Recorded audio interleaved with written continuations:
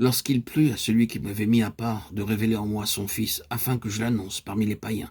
Galates 1, 15, 16.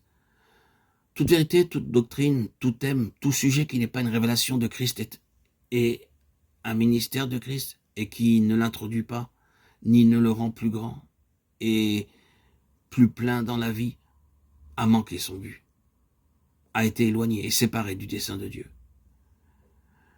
Et ne se tient pas du tout avec Dieu.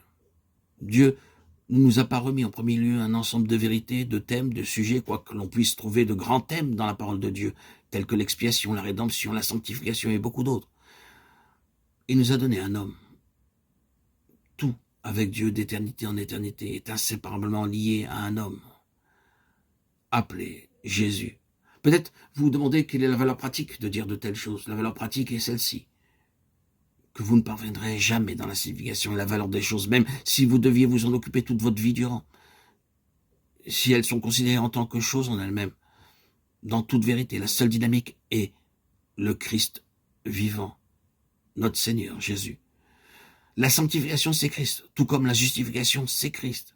Ce ne sont pas des choses qui doivent être prises et affirmées, dont on doit se saisir et s'approprier en tant que choses en elles-mêmes. Christ a été fait pour nous, sanctification et rédemption. Maintenant, une ou deux déclarations restrictives ont besoin d'être faites pour accompagner ce qui précède. Tandis qu'il est vrai que Dieu ne nous a pas remis en premier lieu des vérités et ainsi de suite, mais nous a donné un homme.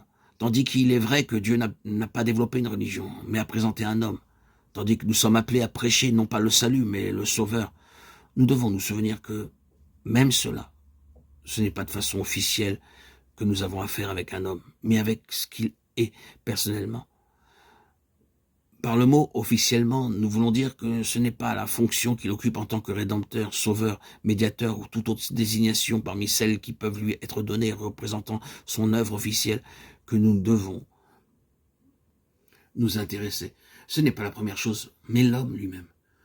Nous ne sommes pas sauvés en venant à lui dans sa capacité officielle de sauveur. Nous sommes sauvés par une union vitale avec lui, en tant que personne. Ce n'est pas notre vision objective de l'homme que nous recevons toute la signification de Dieu. Il y a une grande signification et une grande valeur en Christ, vue objectivement. C'est-à-dire comme étant lui-même la somme de tout ce dont nous avons besoin et la nécessité que nous tenions ferme par le fait que tout est complet en Christ. Il y a en cela une réelle valeur pour le cœur. Mais il ne s'agit pas seulement d'avoir affaire avec l'homme objectivement, mais subjectivement, afin que nous parvenions dans l'intention divine. La pleine espérance de Christ n'est pas Christ dans le salut, mais Christ en vous. Il y a les valeurs associées à Christ dans le salut, mais une telle conception peut être rien de plus que les valeurs officielles de Christ, comme s'il était en position quelque part au loin.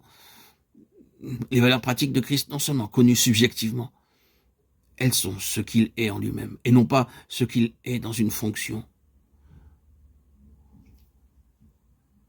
C'est très important pour ceux parmi nous qui ont une responsabilité dans les choses de Dieu, de reconnaître ces différences.